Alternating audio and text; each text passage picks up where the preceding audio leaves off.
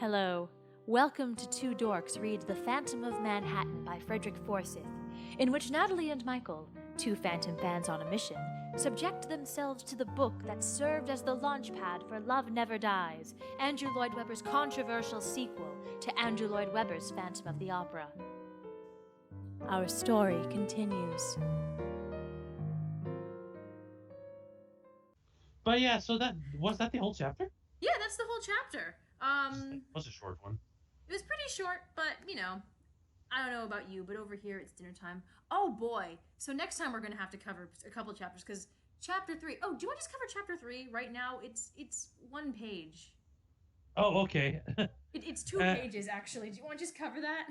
Yeah, sure. I'm up for it. Yeah. Let me just before I commit, I just want to see what's up here. Chapter 4. Okay, I think from here on out, we'll actually be able to start doubling up chapters, which is kind of nice. But at least it's not the preface. It's not the preface, and it's not Antoinette Giry's deathbed. So yeah, which lasted for way longer than it should. Yeah.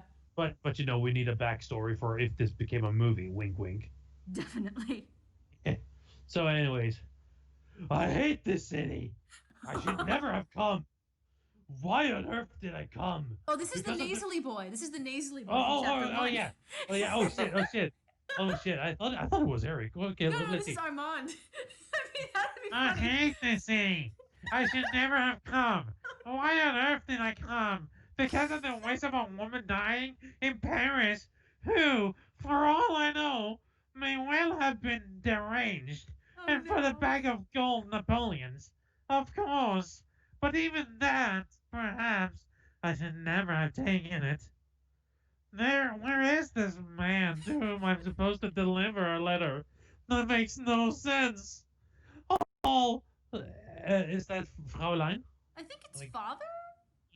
Oh, Father Sebastian. Yeah, it's not Fraulein Sebastian. That sounds weird. All Father Sebastian could tell me was that he is hideously deformed and should therefore be noticeable. But it isn't the reverse. He's invisible. I'm becoming every day more sure that he never got here. The end. That's it. No doubt, he was refused entry by the officers on Ellis Island. I went there.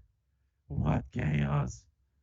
The whole world of the poor and the disposed seems to be pouring into this country. And most of them remain right here, in this awful city. I've never seen so many down and outs, columns of shabby refugees, smelly, even louse-ridden from the voyage in stinky holes, clutching ragged parcels with all their worldly possessions, filing in endless ranks through those bleak buildings on that hopeless island. Please kill me. Towering over them all from the other island is the statue that we gave them. The lady with the torch. We should have told Bernaldi to keep his damn statue in France and given the Yankees something else instead. Like a loaf of bread. A good set of LaRouche dictionaries, perhaps, so they could have learned a civilized language. But no, we had to give them something symbolic. Now they have turned it into a magnet for every derelict in Europe and far beyond to come flocking in here looking for a better life.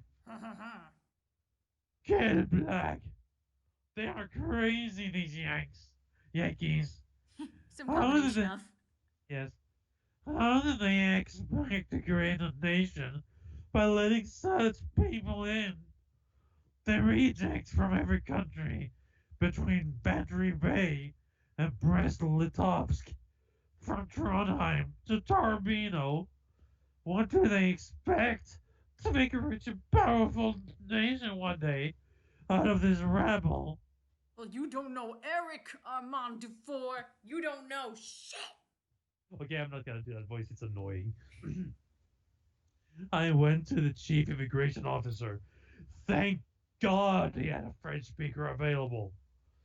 But he said though few were turned back, those were clearly deceased or deformed were rejected. So my man My would man. all would almost certainly have been among that group. Even if he did get in, it has been 12 years. He could be anywhere in this country, and it is 3,000 miles from east to west. So I returned to the city authorities, but they pointed out there were 5 boroughs and virtually no residence records. The man could be in Brooklyn, Queens, Bronx, Staten Island. So I have no choice but to stay here on Manhattan Island and seek this runaway from justice. What a task for a good Frenchman! It's very Javert, really. Yes. They And have I'm just here. they have records at City Hall listing a dozen Mulheims, and I've tried them all. If his name was Smith, I would go home now. They even have many telephones here, and a list of those who own them, but no Eric Mulheim. I have asked the taxation authorities, but they say their records are confidential. The police were better. I found an Irish sergeant who said he would search for a fee. I know damn well the fee went into his trouser pocket. But he went away and came back to say that no Mulheim had ever been in trouble with the police. But he had half a dozen Mullers, if that would help. If that was any help. Imbecile. There was a circus out on Long Island, and I went there. Another blank. I tried their great hospital called Bellevue, but they have no record of a man so deformed ever presenting himself for treatment. I can think of nowhere else to go. I lodge in a modest hotel in the back streets behind this great boulevard. I eat their horrible stews and drink their awful beer. I sleep in a narrow cot and wish I was back in my apartment on the Ile Saint-Louis, warm and comfortable and pressed against the fine fat buttocks of Madame Dufour. Ow! It is getting colder and the money is running short. I want to return to my beloved Paris, to a civilized city where people walk instead of running everywhere, a place where the carriages drive sedately instead of racing like maniacs, and the trams are not a danger to life and limb. To make matters worse, I thought I could speak some words of the perfidious language of Shakespeare, for I have seen and heard the English milords who come to race their horses at Auteuil and Chantilly. But here they speak through their noses and very, very fast.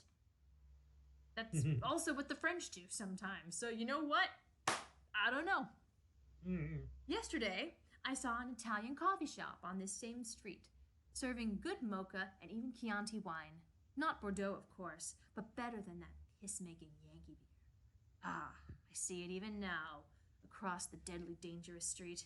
I will take a good strong coffee for my nerves' sake and return and booked my passage home. Most of this chapter could have just been cut. I don't know why this is here.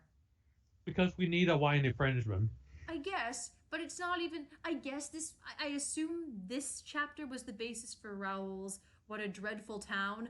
The Oh yes. one of the few solos he gets in the Phantom oeuvre in the Weberverse, and yeah, it's What a Dreadful Town. So you know, Basically, it's just I hate America. yeah, he gets What a Dreadful Town and Why Does She Love Me? He doesn't get a solo in the first one. He doesn't matter enough. But I guess I don't know. I assume whoever this Dufour guy is, his sentiments have been transferred to Raoul. I guess.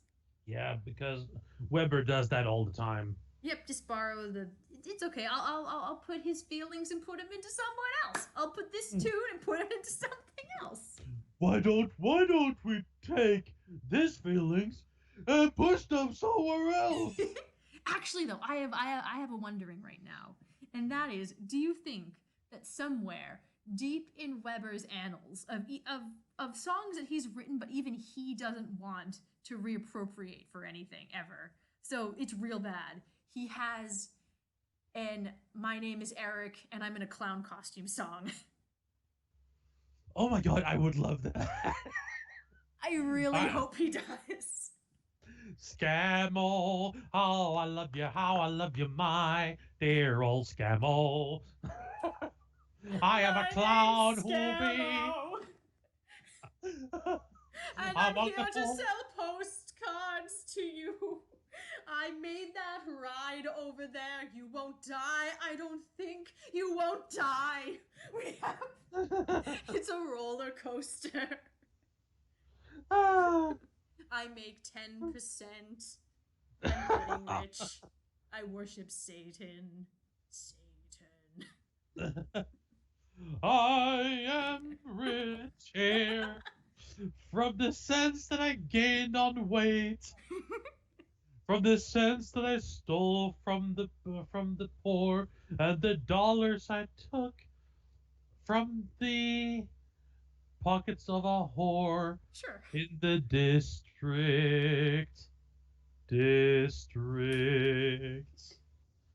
Money sharpens.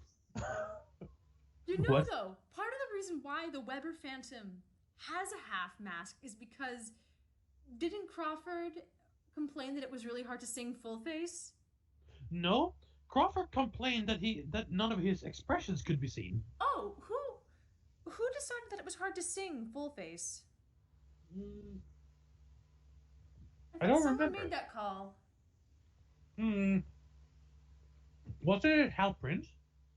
Maybe. No. Wait.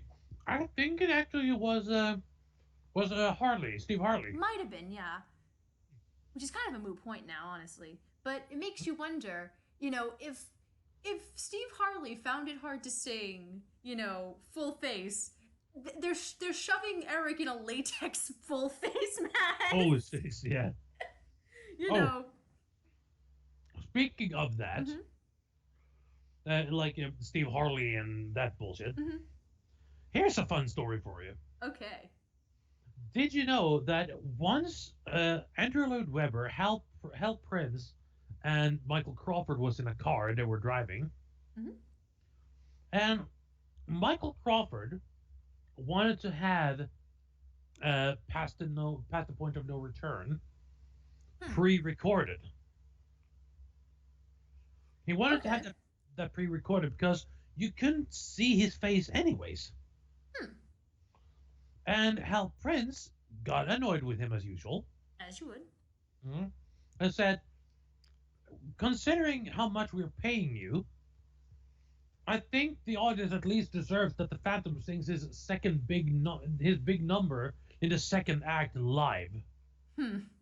To which Michael Crawford, the Eternal Diva, responded, "How dare you?" and started a fist fight with Hal Prince. And Andrew Lloyd Webber, not knowing what to do, he honked his horn because they did this like they went out on the street and started fighting. And he honked his horn and basically said was like, "May the best man win." My God. And as he said that, they stopped.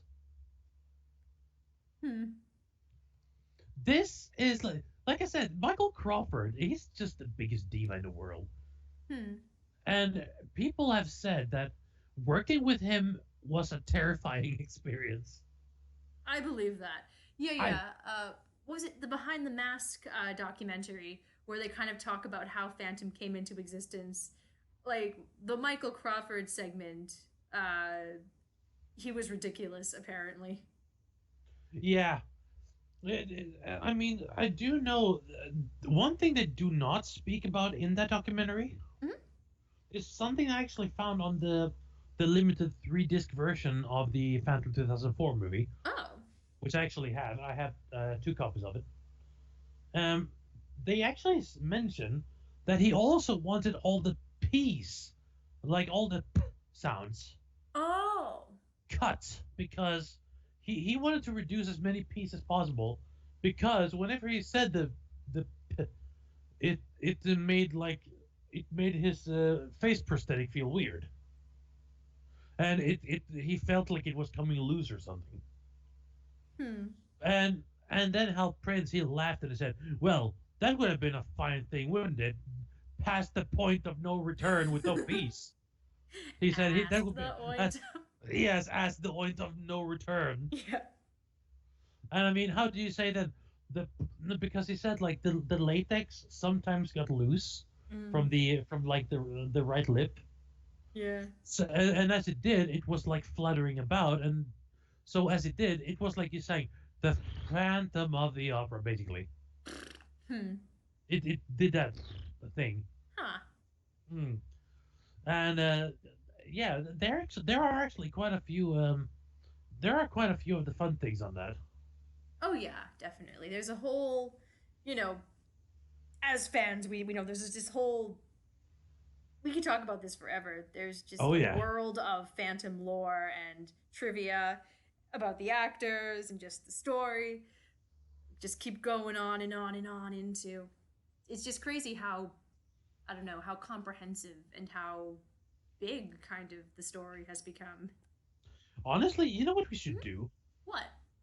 One day we should just take like one of the streams Mm-hmm. and just hold it for like phantom speculations and things we know. Maybe that would take a Just little to, bit of structuring because I have a feeling that could get off the rails real quick. yeah, but like like of course not mentioning any personal things of Well, of course, course. hmm, but I'm saying like still keeping it like within the realm of what is good and nice and actually makes entertaining stuff. Yeah. Apparently, I just I don't know. If anyone's watching this, they'll see that I kind of flipped through like the next few chapters. We're going to be speeding along Phantom of Manhattan now. We're already 30% in. Like, I guess that relatively there's not as much to go in this as you'd expect. Hmm. So maybe we should start looking into other things we might consider talking about or reading when it comes to Phantom. I already have two choices. Oh, cool. We should talk about them off stream, Yes, silly people shrouded yes, in mystery. yes. We shall And be mystifying you. Ooh. if I do say so myself, I think my husband It's might time, want to yes. start dinner soon, so I might be set. So with that, adieu. We'll be back at some So point next long. week with Yes. more Phantom of Manhattan, whether you like it or not. Yeah, basically. So so long, farewell, auf Wiedersehen, goodbye. Adieu, adieu to everyone. Bye.